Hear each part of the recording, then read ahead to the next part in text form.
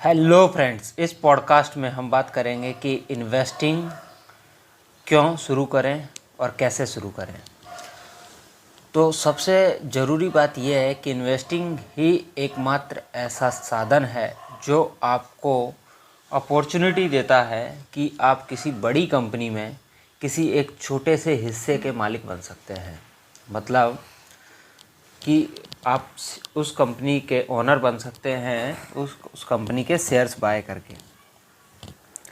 अब आप उस कंपनी के अगर शेयर्स बाय करते हैं और उस कंपनी के ओनर होते हैं तो वो कंपनी आपको अपने प्रॉफिट का कुछ हिस्सा डिविडेंड के रूप में आपको देती है। साथ ही अगर वो कंपनी फ्यूचर में जैसे जैसे ग्रो करेगी, जैसे जैसे आगे बढ़ेगी, वैसे वैसे आपके शेयर की वैल्यू भी बढ़ेगी।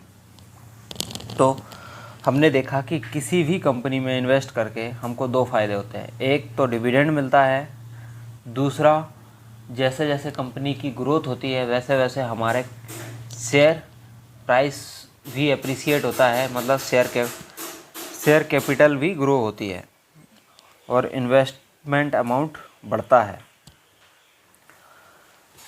इस प्रकार से हम किसी अच्छी कंपनी में जो फंडामेंटली स्ट्रॉन्ग है, जो अप ट्रेंड में है और जिसका भविष्य उज्जवल है, ऐसी कंपनियों में निवेश करके हम भी हमारा भविष्य उज्जवल बना सकते हैं। अब बात करते हैं कि निवेश कैसे शुरू करें और कहाँ करें। तो अगर आप बिल्कुल भी बिगिनर्स हो, नए हो शेयर मार्केट में या निवेश की दुनिया में, तो आप अपना निवेश किसी भी जगह पे स्टार्ट कर सकते हो। निवेश के बहुत सारे साधन हैं जहाँ पे आप अपने पैसे को काम पे लगा सकते हो। तो उसमें से कुछ इस प्रकार हैं: bond market, share market, crypto currency, real estate, gold, silver, ETF, रीट्स। अब बात करते हैं कि इन्वेस्टमेंट स्टार्ट करने के लिए हमें क्या कदम लेने पड़ेंगे। तो जो अभी मैंने आपको इन्वेस्टमेंट ऑप्शंस बताए, जैसे कि stocks, bonds, crypto currency, real estate, gold, silver, ETF, REIT, इनमें से मैक्सिमम ऑप्शंस कवर हो जाते हैं शेयर मार्केट के ज़रिए। वो मैं आपको अभी बताता हूँ कैसे कैसे। तो शेयर मार्केट में निवेश करने के लिए आपको सबसे ज़रूरी होता है ट्रेडिंग और डीमैट अकाउंट ओपन करना।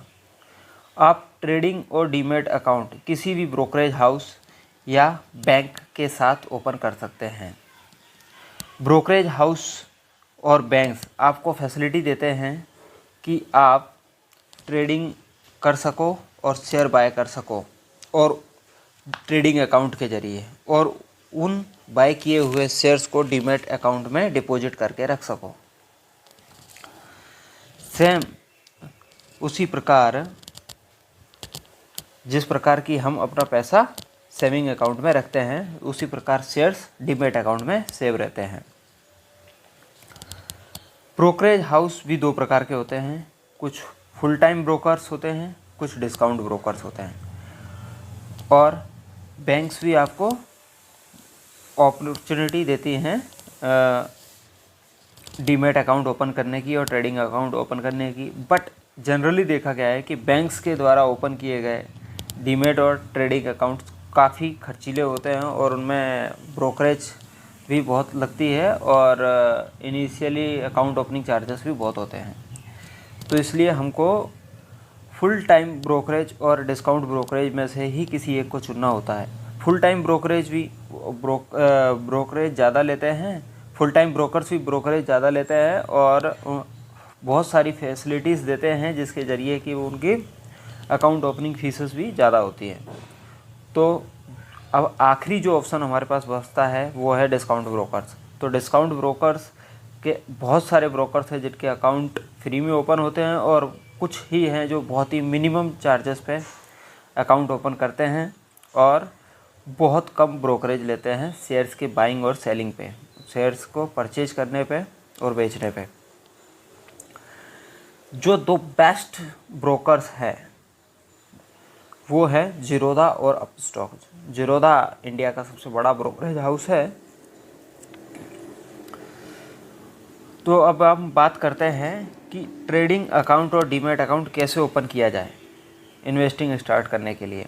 तो आप ट्रेडिंग और डीमैट अकाउंट्स इस पॉडकास्ट के डिस्क्रिप्शन में दी हुई लिंक के ज़रिए ओपन कर सकते हैं जीरोधा के साथ और डीमैट अपस्टॉक्स के साथ। अब बात करते हैं कि इन्वेस्टिंग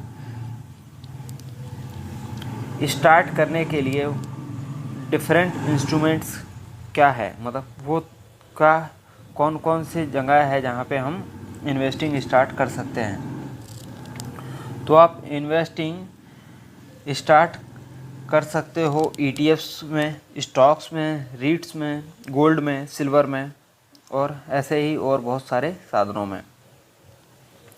एज ए बिगिनर आपको सबसे पहले ईटीएफ से शुरुआत करनी चाहिए और लार्ज कैप कंपनीज़ में जो कि फंडामेंटली स्ट्रॉन्ग हो, डेप्ट फ्री हो, जिन पे कोई कर्ज ना हो, ऐसी कंपनियों के स्टॉक्स भी आप बाय कर सकते हैं। अब हम एक एक चीज़ को बहुत अच्छे से समझने की कोशिश करते हैं। सबसे पहली चीज़ कि हम इन्वेस्टिंग स्टॉक्स में ईटीएफ के ज़रिए कैसे करें। तो सबसे पहले हम जानते हैं ईटीएफ क्या होते हैं। ईटीएफ एक्सचेंज ट्रेडेड फंड्स होते हैं जो कि किसी इंडेक्स को ट्रैक करते हैं। मार्केट में बहुत सारे ईटीएफ हैं जिनके के ज़रिए आप इन्वेस्टिंग कर सकते हो स्टॉक्स में। ईटीएफ्स हमें एक अपॉर्चुनिटी देते हैं कि हम अपना पोर्टफोलियो को डाइवर्सिफाइड कर सकें। ईटीएफ काफ़ी कम वॉलेटाइल होते हैं और कंपैरेटिवली काफ़ी कम रिस्की होते हैं स्टॉक्स के, और ईटीएफ लॉन्ग टर्म में बहुत अच्छा रिटर्न देते हैं और जिससे कि हमारा पैसा बढ़ता रहता है। अब हम बात करते हैं कुछ बहुत ही ज़्यादा ट्रेड किए जाने वाले ईटीएफ्स के बारे में, और काफ़ी अच्छे ट्रेड ईटीएफ्स हैं। तो सबसे पहला ईटीएफ है Nifty 20। Nifty 20 Nippon India ETF Nifty 20 का ऑब्जेक्टिव होता है आपको वो रिटर्न देना जो कि निफ्टी 50 इंडेक्स देता है। अब हम सब जानते हैं कि निफ्टी 50 एक इंडेक्स है, उसमें हम डायरेक्टली इन्वेस्ट नहीं कर सकते। अगर आप निफ्टी 50 में जो 50 कंपनीज है उनके शेयर्स में इन्वेस्ट भी करना चाहो तो काफ़ी ज़्यादा पैसा लगेगा, क्योंकि उनके शेयर्स काफ़ी महंगे भी हैं। तो हम निफ्टी 20 जो एक ईटीएफ है जो कि ट्रैक करता है निफ्टी 50 को, उस ईटीएफ में पैसा लगा सकते हैं। अब निफ्टी 50 वो पैसा उस इंडेक्स की कंपनियों में उसी रेशियो में लगाएगा जिस रेशियो में वो कंपनियां निफ्टी 50 में हैं, और उससे तैयार किए हुए इन्वेस्टमेंट को वो छोटे छोटे यूनिट्स में क्रैक करते हैं और वो यूनिट्स फिर वो सेल करते हैं। तो इससे हम निफ्टी 50 काफ़ी सस्ते में ख़रीद सकते हैं। जो अगला ईटीएफ है वो है बैंक 20। बैंक 20 भी निप्पॉन इंडिया हाउस की तरफ से एक ईटीएफ है जिसका नाम है bank 20। Nippon India ETF bank 20 का ऑब्जेक्टिव रहता है कि आपको वो रिटर्न प्रोवाइड करे जो निफ्टी बैंक इंडेक्स आपको देता है। उसके बाद अगला ईटीएफ है IT 20। IT 20 भी निप्पॉन इंडिया हाउस की तरफ से आने वाला एक ईटीएफ है। तो Nippon India ETF Nifty IT का ऑब्जेक्टिव होता है कि ये आपको वो रिटर्न प्रोवाइड करे जो निफ्टी IT इंडेक्स देता है, और इस प्रकार आप इस ईटीएफ के ज़रिए IT कंपनीज़ में इन्वेस्ट कर सकते हैं। अगला ईटीएफ है CPSE ईटीएफ। CPSE ईटीएफ का ऑब्जेक्टिव होता है कि ये आपको वो रिटर्न प्रोवाइड करे जो CPSE इंडेक्स आपको देता है। इसमें मैक्सिमम गवर्नमेंट कंपनीज होती हैं। फिर अगला ईटीएफ है जूनियर 20। जूनियर 20 भी निप्पॉन इंडिया हाउस की तरफ से आने वाला ईटीएफ है। निप्पॉन इंडिया ईटीएफ जूनियर 20 का ऑब्जेक्टिव होता है कि आपको वो रिटर्न प्रोवाइड करे जो निफ्टी जूनियर इंडेक्स आपको देता है। तो इस प्रकार हमने देखा कि इन 5 ETFs के ज़रिए हम अच्छे अच्छे स्टॉक्स में कैसे इन्वेस्ट कर सकते हैं। आपको सिंपली अपने इन्वेस्टमेंट का जो ट्रेडिंग ऐप है, जो जीरोधा का जैसे काइट है या आप स्टॉक्स का ऐप है, उस पर आपको जाना है और वहाँ पे जाके सिंपली सर्च करना है निफ्टी 20, ताकि आप इंडिया की टॉप 50 कंपनीज़ में इन्वेस्ट कर सकें। बैंक 20, ताकि आप इंडिया की टॉप बैंक कंपनीज़ में इन्वेस्ट कर सकें। IT 20 के ज़रिए आप इंडिया की टॉप IT कंपनीज़ में इन्वेस्ट कर सकें। CPSE ETF के ज़रिए आप इंडिया की टॉप गवर्नमेंट कंपनीज़ में इन्वेस्ट कर सकें। जूनियर 20 की तरफ के ज़रिए आप इंडिया की निफ्टी की जूनियर इंडेक्स में जो कंपनी हैं उनमें इन्वेस्ट कर सकें। अब अगला इन्वेस्टमेंट का ऑप्शन आता है कि आप गोल्ड और सिल्वर में कैसे इन्वेस्ट करें। तो हम सभी जानते हैं कि गोल्ड और सिल्वर बहुत ही प्रीशियस मेटल्स हैं, काफ़ी मूल्यवान हैं और इनकी प्राइस समय के साथ साथ हमेशा बढ़ती रहती है। तो आज हम बात करेंगे कि गोल्ड और सिल्वर में कैसे निवेश करें। तो गोल्ड और सिल्वर में भी आप ETF के ज़रिए निवेश कर सकते हैं। तो गोल्ड के लिए ETF है गोल्ड 20 और सिल्वर के लिए ETF है सिल्वर 20। गोल्ड का जो ETF है वो भी निप्पॉन इंडिया हाउस की तरफ से है, निप्पॉन इंडिया ETF गोल्ड 20। इसका ऑब्जेक्टिव होता है कि यह आपको वो रिटर्न प्रोवाइड करे जो डोमेस्टिक मार्केट में फिजिकल गोल्ड आपको देता है। मतलब आप जो 24 कैरेट्स का गोल्ड बाज़ार से सुनहरे की दुकान से ख़रीदते हैं, तो वो समय के साथ आपको जो रिटर्न देता है वही रिटर्न आपको ये ETF दे सकता है। अगला ETF है सिल्वर 20। सिल्वर 20 भी निप्पॉन इंडिया हाउस की तरफ से आने वाला ETF है। इसका ऑब्जेक्टिव होता है कि ये आपको वो रिटर्न प्रोवाइड करे जो बाज़ार में सिल्वर आपको देता है। ये सभी ETF आपको बहुत अच्छे रिटर्न्स देते हैं। हाँ, ETFs में एग्जैक्ट इंडेक्स को ट्रैक करते हैं, बट थोड़ा बहुत फिर भी एरर हो सकता है, ट्रैकिंग एरर बोलते हैं उसको, बट वो इतना ज़्यादा मायने नहीं रखता है। कभी कभी तो हमने देखा है कि ETF इंडेक्स से भी बेहतर परफॉर्म करते हैं, बट फिर भी वो प्लस माइनस हो सकता है ट्रैकिंग एरर की वजह से। इन्वेस्टिंग, अभी बहुत सारे लोग इंटरेस्टेड होते हैं कि वो US की कंपनियों में कैसे इन्वेस्ट करें, जैसे कि फेसबुक है, माइक्रोसॉफ्ट है, गूगल है, एप्पल है, एनवीडिया है। इन सब कंपनीज में कैसे इन्वेस्ट करें, तो उसके लिए भी इंडिया में कुछ ETFs हैं जो आपको अपॉर्चुनिटी देते हैं US की कंपनीज में इन्वेस्ट करने के। तो ऐसे ही कुछ ETFs के बारे में आज हम डिस्कस करेंगे। तो सबसे पहला ETF है MON 100। MON 100 Motilal Oswal house की तरफ से आने वाला ETF है और इस ETF का पूरा नाम है Motilal Oswal most shares Nasdaq 100 ETF। इस ETF का ऑब्जेक्टिव है आपको वो रिटर्न प्रोवाइड करना जो नैस्डैक 100 इंडेक्स आपको देता है, सब्जेक्ट टू ट्रैकिंग एरर्स। मतलब थोड़ा बहुत इसमें ट्रैकिंग एरर हो सकता है। अगला ETF है MAFANG, MAFANG, MAFANG. MAFANG Mirae asset house की तरफ से है और Mirae asset NYSE MAFANG plus ETFs का ऑब्जेक्टिव होता है कि ये आपको वो रिटर्न प्रोवाइड करे जो न्यूयॉर्क एक्सचेंज का FANG प्लस ट्राई इंडेक्स आपको देता है। अगला ऑप्शन है कि आप अगर रियल इस्टेट में इंटरेस्टेड हैं तो रियल इस्टेट में इन्वेस्ट कैसे करें। तो रियल इस्टेट में इन्वेस्ट करने के दो ऑप्शन होते हैं कि अगर आप प्रॉपर्टी बाय कीजिए बाज़ार से, बट उसके लिए हम सब जानते हैं कि हमको बहुत बड़ा अमाउंट चाहिए डाउन पेमेंट देने के लिए, और उसके बाद फिर बैंक से कर्ज लेना है जिसकी रेगुलर EMI भरना है, वो अलग। और अगर आप बहुत बड़ा अमाउंट डाउन पेमेंट के रूप में देने से और कर्ज लेने से बचना चाहते हैं तो आप रियल इस्टेट में इन्वेस्ट कर सकते हैं रीट्स की तरफ से। तो रीट्स एक ऐसा इंस्ट्रूमेंट है जो आपको रियल इस्टेट में इन्वेस्ट करने का ऑप्शन देता है। तो इंडिया में करंटली अभी 3 रीट्स हैं जो कि आपको अपॉर्चुनिटी देती हैं रियल इस्टेट में इन्वेस्ट करने की, जो कि इस प्रकार है: BIRET RR, Embassy RR, Mindspace RR. RR का यहाँ पे मतलब है रियल इस्टेट रीट। तो BIRET Brookfield India real estate trust own करता है कुछ कमर्शियल प्रॉपर्टीज़ और इन्हें ऑपरेट भी करता है।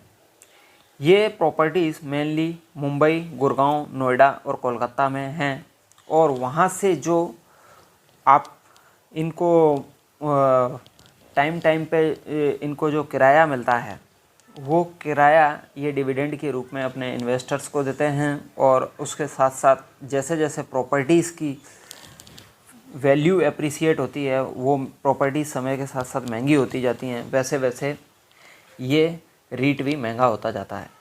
इस प्रकार आप डिविडेंड और कैपिटल एप्रिसिएशन ले सकते हैं इस रियल इस्टेट इंस्ट्रूमेंट के ज़रिए। अगला ऑप्शन है एम्बेसी आरआर। एम्बेसी के बहुत सारे ऑफिस पार्क्स हैं, जो कि बहुत सारी कमर्शियल बिल्डिंग्स भी हैं, ऑफिस की बिल्डिंग्स भी हैं, और ये काफ़ी फेमस सिटीज़ में है, और इनमें बहुत सारे प्राइम लोकेशंस पे भी इनके ऑफिसेस हैं, तो वहाँ से इन्हें काफ़ी अच्छा मुनाफा आता है। अगली रीट है Mindspace RR. Mindspace business parks रीट्स India based एक रियल इस्टेट इन्वेस्टमेंट इंस्ट्रूमेंट है, और ये कंपनी बहुत सारे ऑफिस ओन करती है इंडिया में, जहाँ से इन्हें किराया मिलता है और प्रॉपर्टी के रेट भी एप्रिसिएट्स होते रहते हैं। तो आप इस प्रकार इन 3 रीट में भी इन्वेस्ट कर सकते हो, जो कि मैं दोबारा रिपीट करता हूँ: BIRET RR, Embassy RR, Mindspace RR. आप इनको सेम इसी नाम से अगर सर्च करते हैं ज़ीरोधा पे, तो आपको ये रीट्स मिल जाएंगी, तो वहाँ से आप इनमें इन्वेस्ट कर सकते हो। अगला ऑप्शन है इन्वेस्टिंग इन स्टॉक्स डायरेक्टली।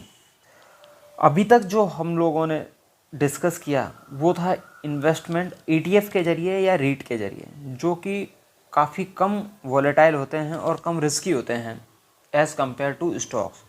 लेकिन अभी जो हम डिस्कस करने वाले हैं वो है स्टॉक्स में डायरेक्ट इन्वेस्टमेंट। तो स्टॉक्स में डायरेक्ट इन्वेस्टमेंट करने से पहले आपको अपनी समझ का, बुद्धि का थोड़ा उपयोग करना पड़ेगा। आपको ऐसे स्टॉक्स छांटने पड़ेंगे जो फंडामेंटली स्ट्रॉन्ग हों, जिनका टेक्निकल एनालिसिस आपने किया हो, और आपको ऐसी कंपनियां छांटनी पड़ेंगी जिन पे कोई कर्ज ना हो, जिनका फंडामेंटल स्कोर अच्छा हो, और जो काफ़ी अट्रैक्टिव हों। फंडामेंटल एनालिसिस कैसे करनी है, इस पे ऑलरेडी हमारा पॉडकास्ट है, आप उसको लिसन कर सकते हो। यूट्यूब चैनल पे हम भी आप बहुत सारे वीडियोस हैं, उनसे आप सीख सकते हो कि आप फंडामेंटल एनालिसिस किसी भी स्टॉक्स की कैसे करें। जब आप ये सब कर चुके हैं, किसी भी स्टॉक्स की फंडामेंटल एनालिसिस कर चुके हैं, टेक्निकल एनालिसिस आपको कर चुके हैं, और आपको लगता है कि ये स्टॉक्स में फ्यूचर में अच्छी ग्रोथ होने वाली है, ये कंपनी भी फंडामेंटली स्ट्रॉन्ग है और इसमें मेरा पैसा सेफ रहेगा, तो आपको सिंपली अपने ट्रेडिंग अकाउंट में उस कंपनी का नाम सर्च करना है। उदाहरण के लिए अगर आप रिलायंस में इन्वेस्ट करना चाहते हो तो उधर रिलायंस लिखना है, उसके बाद आपको नीचे रिलायंस का एक ऑप्शन आएगा, वहाँ पे बाय और सेल 2 ऑप्शन रहेंगे, आपको बाय पे क्लिक करना है। जैसे ही आप बाय पे क्लिक करते हैं, उसके बाद आपके पास एक ऑप्शन आएगा, वहाँ पे आपको वो एंट्री करनी है कि मेरे को नंबर ऑफ़ स्टॉक्स कितने लेने हैं, और आप प्राइस भी सेट कर सकते हो कि आपको करंट प्राइस पे जो मार्केट में चल रही है उस पे लेना है क्या। अगर उस पे लेना है तो मार्केट ऑर्डर लगाएं, या आप अपनी कोई प्राइस फिक्स करना चाहते हो कि जब ये स्टॉक्स आज इस प्राइस पे आएगा तो मैं लूँगा, तब उसके लिए आप लिमिट ऑर्डर भी लगा सकते हो। ज़ीरोधा आपको एक अपॉर्चुनिटी और भी देता है कि मान लीजिए कि किसी कंपनी कंपनी का नाम एग्जांपल के लिए अगर एक्स है और एक्स कंपनी का स्टॉक आज 140 रुपये पे ट्रेड हो रहा है और आप चाहते हैं कि इसका स्टॉक जब भी 100 रुपये पे आएगा मैं तब इसमें इन्वेस्ट करूँगा, और आपको 100 रुपये ही उस कंपनी की फेयर वैल्यू लगती है, तो और आपको निवेश करने की कोई जल्दी नहीं है, आप इंतज़ार भी कर सकते हैं, तो आप उस कंपनी का जो टोदा में जीटीटी ऑर्डर का ऑप्शन एक आता है, जिसमें कि आप उस कंपनी को सर्च कीजिए और उसका जीटीटी ऑर्डर लगा दीजिए 100 रुपये पे। तो साल भर में अगर जब भी उसका प्राइस 100 रुपये के नज़दीक 100 रुपये पर आएगा, और तब आपका जीटीटी ऑर्डर ट्रिगर हो जाएगा और आपके शेयर्स बाय हो जाएंगे। इस प्रकार आप जीटीटी ऑर्डर के ज़रिए भी किसी स्टॉक्स पर अपनी मनचाही कीमत पर परचेज कर सकते हैं, अगर वो स्टॉक साल भर में उस प्राइस पर आता है तो। मैं फिर से रिपीट करता हूँ, स्टॉक्स में डायरेक्ट ट्रेड करना थोड़ा रिस्की होता है, इसलिए आप पहले फंडामेंटली एनालिसिस कीजिए, किसी भी स्टॉक्स की टेक्निकल एनालिसिस कीजिए, उसके बारे में पूरी समझ तैयार कीजिए, उसके बारे में जानकारी इकट्ठी कीजिए और उसके बाद ही अपना व्यू बनाइए कि आपको उस स्टॉक्स को बाय करना है या नहीं। अभी आप बिगिनर हो, आप ऑप्शंस और फ्यूचर्स और कमोडिटी में ट्रेडिंग से थोड़ा दूरी बनाए रखें तो बेटर रहेगा। शुरुआत में अगर आप इन्वेस्टिंग करते हैं तो बेटर रहेगा ट्रेडिंग के कंपैरिजन में, क्योंकि ट्रेडिंग काफ़ी रिस्की होती है और ट्रेडिंग में बहुत कम लोग ही होते हैं जो पैसा बनाते हैं, मैक्सिमम लोग ट्रेडिंग में पैसा गंवाते हैं। इन्वेस्टिंग भी आपको काफ़ी सोच समझ कर और काफ़ी अच्छे से रिसर्च करके करनी है। अगर आप ये सब नहीं करना चाहते तो बेस्ट ऑप्शन यही रहेगा कि आप ईटीएफ में इन्वेस्ट कीजिए, रीट्स में इन्वेस्ट कीजिए, गोल्ड में, सिल्वर में इन्वेस्ट कीजिए। लेकिन अगर आप चाहते हैं कि आपको वेल्दी बनना है तो थोड़ी सी मेहनत कीजिए, फंडामेंटल और टेक्निकल एनालिसिस कीजिए और स्टॉक्स में इन्वेस्ट कीजिए। अब बात करते हैं कि स्टॉक्स और ईटीएफ में एसआईपी मोड में कैसे इन्वेस्ट किया जाता है। तो सबसे पहले हम आपको बता दें कि एसआईपी एक सिस्टमेटिक इन्वेस्टमेंट प्लान होता है, जिसमें कि आप किसी भी स्टॉक, ईटीएफ या रीट में सिस्टमेटिकली इन्वेस्ट करते रहेंगे। उदाहरण के लिए, जैसे अगर हम कोई चीज़ परचेज करते हैं, जैसे गाड़ी परचेज करते हैं, बाइक परचेज करते हैं, तो उसकी हम ईएमआई देते रहते हैं, जो कि हर महीने किसी फिक्स तारीख पर कटती रहती है। उसी प्रकार आप एसआईपी को एक अच्छी ईएमआई समझ के भी कर सकते हो। आप म्यूचुअल फंड्स में एसआईपी कर सकते हो, आप डायरेक्टली स्टॉक्स, ईटीएफ और रीट्स में एसआईपी कर सकते हो। अभी आप बोलोगे कि म्यूचुअल फंड में एसआईपी करना इजी है, बट स्टॉक्स, रीट्स और ईटीएफ में एसआईपी कैसे करें? तो उसके लिए ज़ीरोधा में एक ऑप्शन आता है बास्केट्स का। तो आप वहाँ पे एक बास्केट तैयार कीजिए। उस बास्केट में आपके जो भी पसंदीदा शेयर्स हैं, ईटीएफ्स हैं, रीट्स हैं, गोल्ड और सिल्वर के ईटीएफ्स हैं, स्टॉक्स के ईटीएफ्स हैं, इन सबको उस बास्केट में ले लीजिए। अब आपको उस बास्केट्स का करंट प्राइस ऊपर दिखेगा कि अभी इस बास्केट का करंट प्राइस क्या है। अब आपको अगला ऑप्शन है कि आप उस बाजू में उसके एक और टैब आता है एसआईपी का, तो आप वहाँ पे एक एसआईपी क्रिएट कीजिए और उस एसआईपी में रिसेंटली जो अभी हमने बास्केट तैयार की है उस बास्केट को लिंक कर दीजिए। जैसे ही आपकी बास्केट उस एसआईपी से लिंक हो जाएगी तो आप उस एसआईपी में एक अपनी पसंदीदा तारीख सेलेक्ट कर सकते हो कि मेरी एसआईपी इस तारीख को एग्जीक्यूट होनी चाहिए, बशर्ते वो दिन सैटरडे या संडे नहीं होना चाहिए, क्योंकि मार्केट मंडे टू फ्राइडे ही ओपन रहता है। और आपको 9 से 2 बजे के बीच में कोई भी टाइम फिक्स करना है और उस टाइम पे वो आपकी एसआईपी एग्जीक्यूट ऑटोमेटिकली होती रहेगी आने वाले टाइम में। उसके लिए आपको बस अपने ट्रेडिंग अकाउंट में उतना अमाउंट हमेशा रखना है जो कि एसआईपी के लिए ज़रूरी है। इस प्रकार आप एसआईपी भी कर सकते हैं स्टॉक्स और ईटीएफ में। मेरा जहाँ तक मानना है ये इन्वेस्टमेंट का ऑप्शन आपको अच्छे से समझ में आया होगा। कर समझ में आया हो तो ये पॉडकास्ट लोगों के साथ शेयर कीजिए और उनकी भी हेल्प कीजिए। Thank you.